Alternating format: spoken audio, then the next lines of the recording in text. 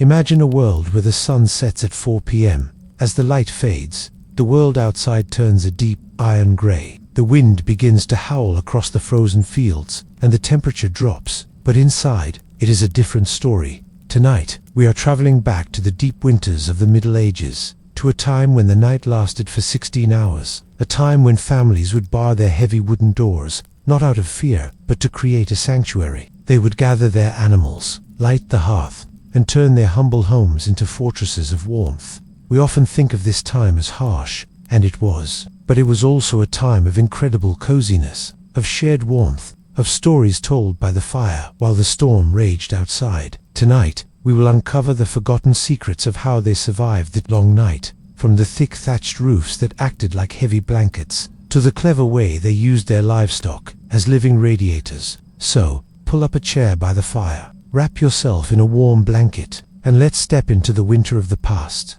The first rule of the medieval winter was simple: keep the heat in. For the peasant family, their home was their shield. These cottages were often built with wooden frames and walls made of wattle and daub, a woven lattice of branches packed with a sticky mix of clay, soil, and straw. While it sounds simple, it was actually a brilliant natural insulator. The thick walls trapped the heat of the day and held it through the night, creating countless tiny air pockets that slowed the warmth from escaping. But the true hero of the medieval home was the roof. They were typically thatched with thick layers of straw or reeds, sometimes up to a foot deep, acting like a heavy duvet over the house. A good thatched roof was an amazing insulator, not just because it was thick, but because the hollow stalks trapped air, forming a thermal barrier. In the depth of winter, you would often see a thick layer of snow sitting on top of these roofs, unmelted. This was a good sign. It meant the heat was staying exactly where it belonged. Inside, that layer of snow then acted as a perfect, extra blanket of natural insulation.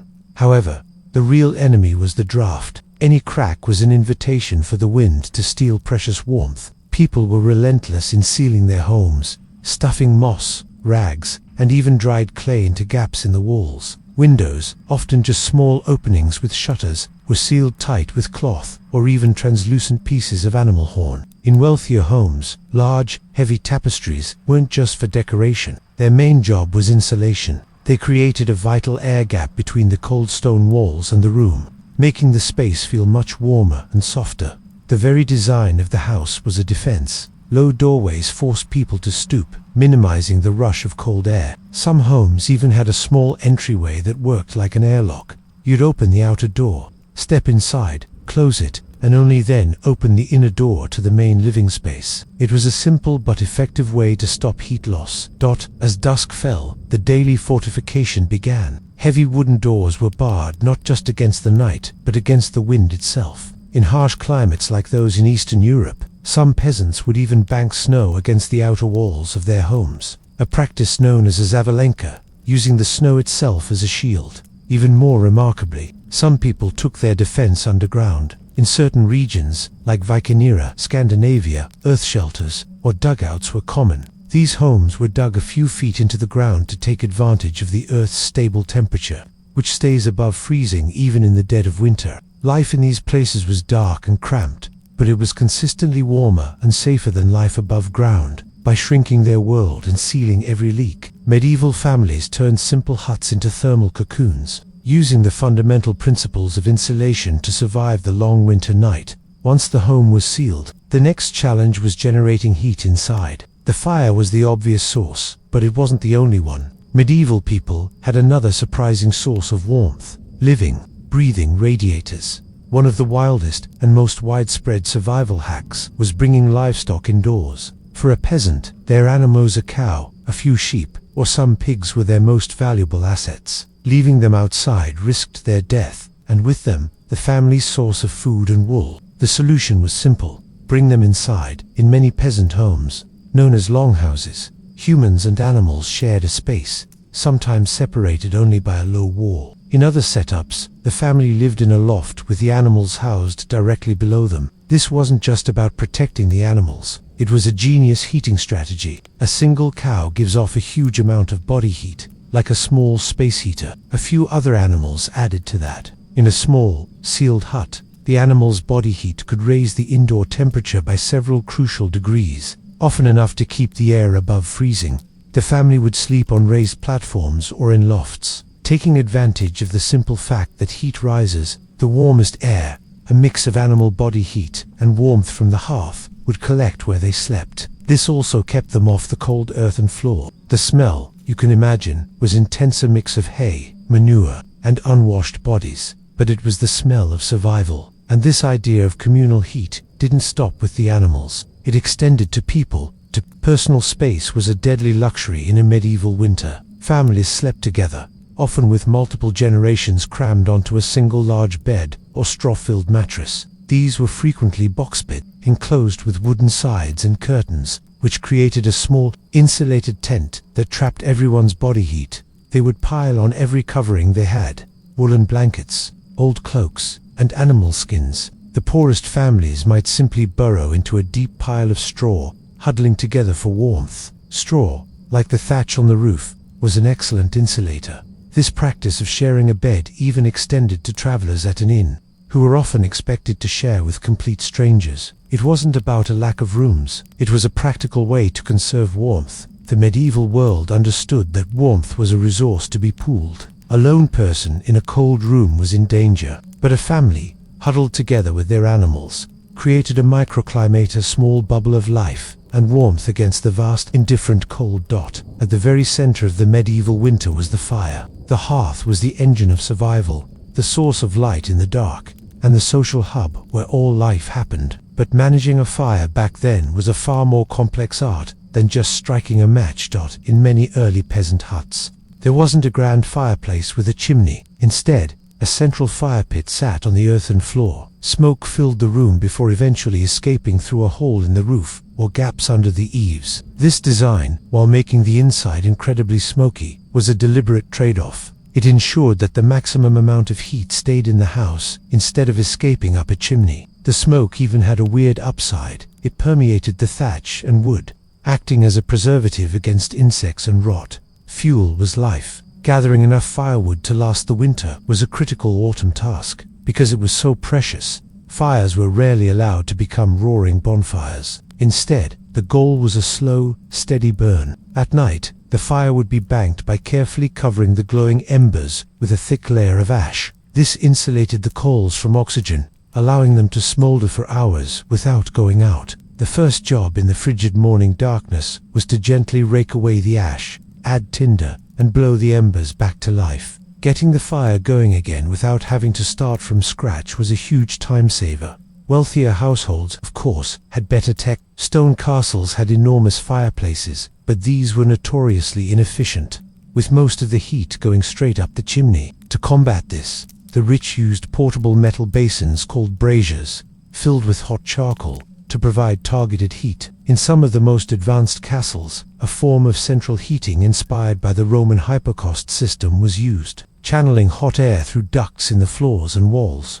Another innovation, especially in the homes of wealthy merchants, was the tiled stove, or these were large masonry heaters covered in ceramic tiles with a complex system of internal flues. A short, hot fire would heat the massive stove, which would then radiate a gentle, even heat for many hours, long after the fire itself was out. This was far more efficient and comfortable than an open fireplace, but for most people, survival depended on the smoky, humble central hearth. It was where the daily meal was cooked, where stories were told, and where the family gathered for shared warmth, a small beacon of defiance against the overwhelming winter darkness. With the home sealed and the fire lit, the next critical element was food. The medieval winter was a time of food scarcity. Survival depended entirely on what had been harvested and preserved during the months of plenty. The medieval larder was a marvel of pre-industrial food science, relying on a few ancient techniques to make summer's bounty last. Autumn, especially around St. Martin's Day, on November 11th, was the season of slaughter. It was too expensive to feed most livestock through the winter, so pigs and older cows were killed. This created a sudden glut of meat that had to be preserved immediately. The single most important preservation tool was salt. Meat and fish were either packed in barrels of dry salt or submerged in a saltwater brine. Salt was a precious commodity, but it was essential for drawing out moisture and preventing spoilage. The catch: the preserved meat became incredibly salty and tough as leather. Before it could be eaten, it had to be soaked in water for hours and then boiled for a long time to make it chewable. Smoking was another key technique, used especially for pork and fish. Meat was hung in the rafters above the hearth, where the constant smoke slowly dried it and coated it with natural antibacterial compounds, giving us hams, bacon, and sausages that could last for months. Drying was used for everything from fruit and vegetables to grains and beans. Pickling and fermentation were also vital. Cabbage was shredded and salted to create sauerkraut, a crucial source of vitamin C when fresh greens were gone. The winter diet was, therefore, repetitive. The typical peasant meal was a one-pot stew called pottage that simmered over the hearth all day. Into the pot went whatever was available: a base of oats or barley, dried peas, onions, and maybe a small piece of salty pork or fish boiled for hours. It was a thick, calorie-dense porridge designed to provide the energy needed to fight off the cold. To supplement this, people foraged for nuts like chestnuts and walnuts, which were rich in fats. The wealthy had access to a wider variety of preserved foods, including fruits candied in honey and expensive imported spices, to mask the overpowering saltiness of the meat. To keep these precious stores safe, most homes had underground root cellars for vegetables like carrots and turnips. The wealthiest estates even had ice houses. Deep insulated pits where ice harvested from frozen lakes was packed in sawdust. A well-built ice house could keep its contents frozen for months, a true luxury. Surviving winter wasn't just about controlling your environment, it was about managing your body's own heat. Clothing and sleep weren't about comfort, but about life and death. The medieval winter wardrobe was built on one principle: layers. People trapped warmth by wearing multiple thin layers, and the material of choice was wool. Wool was basically a miracle fabric. It's an excellent insulator, and crucially, it keeps much of its insulating power even when it gets wet, a vital feature in damp, cold Europe. A typical outfit started with a linen underlayer against the skin, which was more comfortable than rough wool. Over this went one or more woolen tunics, woolen trousers or hose, and a heavy woolen cloak. People wore woolen caps, knowing that an uncovered head loses a huge amount of body heat, along with mittens and scarves. Leather shoes were stuffed with straw or moss for insulation against the frozen ground. That's commitment to layering continued at bedtime. People often slept in their day clothes or dedicated woolen nightgowns, always with a cap on. But one of the cleverest tricks was the portable bed warmer. Before getting in bed, a person would take a smooth, flat stone, heat it by the fire, wrap it in cloth, and place it in the bed. This personal radiator would gently radiate heat for hours. But perhaps the most fascinating adaptation to the long, dark nights was a sleep pattern we've almost completely forgotten: biphasic sleep, or first and second sleep. In a world without artificial light, people's sleep was dictated by the sun. They went to bed soon after dusk, slept for a few hours the first sleep, and then naturally woke up around midnight. This waking period of an hour or two wasn't seen as insomnia. It was a normal and productive part of the night. People might tend the fire, check on the animals, pray, or talk quietly with family. After this break, they would return to bed for their second sleep, which lasted until dawn. This segmented pattern was a widespread pre-industrial habit, perfectly suited to the realities of a long, dark night. It broke up the daunting 16-hour stretch of darkness and allowed someone to make sure the fire's embers hadn't died out. A critical task for survival. As the first weak rays of dawn finally appeared, life would slowly stir, the fire would be coaxed back to a flame, and the brief daylight hours would be filled with indoor tasks like mending tools or spinning wool. If the weather wasn't too severe, there might even be moments of winter pleasure as skating, sledging, or festivals that broke the gloom. These moments of joy were as vital for survival as a full larder, fortifying the human spirit against the relentless hardship.